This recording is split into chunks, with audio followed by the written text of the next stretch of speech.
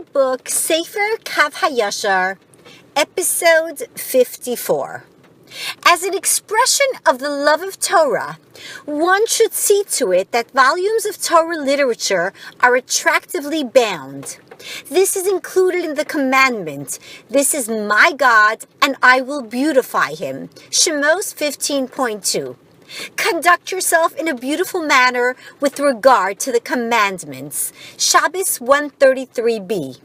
Sefer Hasidim 97 and 911 relates that a certain scholar was exhumed from his grave and his corpse bitten with sticks because his books were found to be ripped, and he never gave them to a bookbinder for repair. One should also see to it that books are not set on the shelf upside down.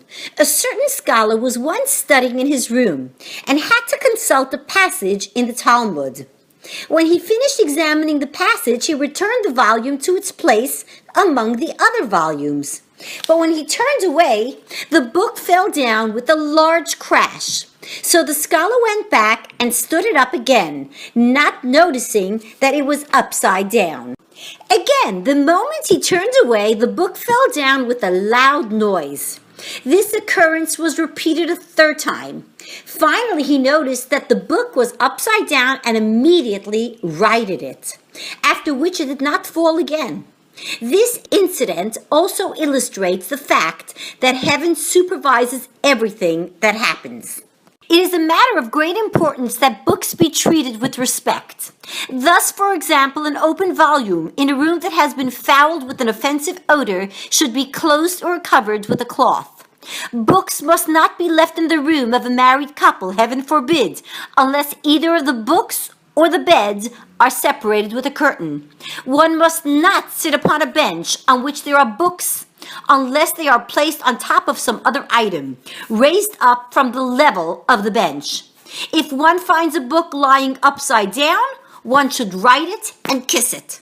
One should not place a book beneath the one from which one is studying, as the Turei Zahav, Yorei Deah 282:13, has already admonished. This practice degrades the lower book by using it for a function that could be fulfilled just as well by a piece of wood or stone. If, however, the bottom book was already there, it is permissible to place another text on top of it. A person should rise before a volume of Chumash, and although many are lenient about this, it is worthwhile to be strict. It is recorded that when the Maharil would go around the synagogue from congregant to congregant to bless them for their Yom Tov pledges, in accordance with the custom of the Ashkenaz, he would carry a volume of Chumash with him. That way, when the people rose to receive their blessings, they would also do so in honor of the Chumash. Minhagei Maharil Hagahos L'Seder HaKriya B'Pesach. Similarly, I observed in Poland that a number of rabbis have the custom of carrying a volume of Chumash with them when they exit the synagogue ahead of the congregation on Shabbos and Yom Tov. That way, when the people rise for them, they will in fact be rising in honor of the Chumash. A person must feel complete love for Torah scholars, and above all for his own mentor. In fact, he should love him more than his own father. One should likewise treat his mentor with awe, which means that the student may not sit until the rabbi instructs him to do so, nor may he sit in his place. When accompanying him, he should walk to his left, and he should attend to his needs.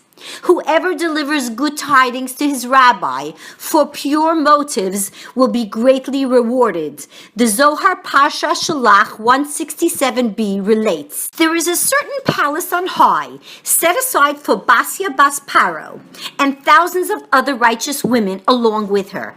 Each one has her own special place where she enjoys tremendous pleasure. 3 times a day an announcement is made. Here comes the image of the faithful prophet Moshe. Then Basya goes to a place partitioned off with a curtain. Through the partition she sees Moshe's image and says, 'How fortunate is my lot that I raised this light.'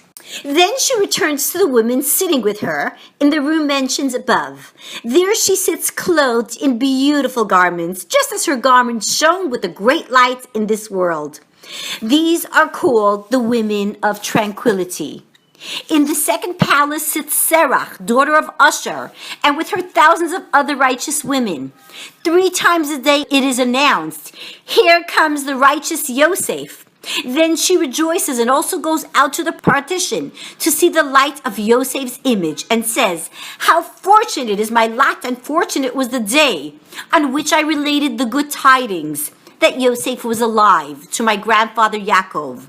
Then she returns to her place. In the third palace is Yocheved, mother of Moshe, Aharon, and Miriam, along with thousands of the other righteous women. Every day they stand and praise the Master of the universe, and she and the other women sing the song of the sea. Afterwards she alone sings the verse, and Miriam the prophetess took the tambourine in her hand.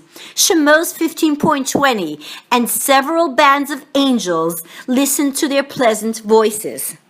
In the fourth place is Devorah, the prophetess, along with many other women. They sing the song of Devorah and Barak ben Avinoam. Beyond these palaces are the 4 hidden palaces of Sarah, Rivka, Rachel, Leah, which are neither revealed nor seen. From their palaces come the souls of the converts.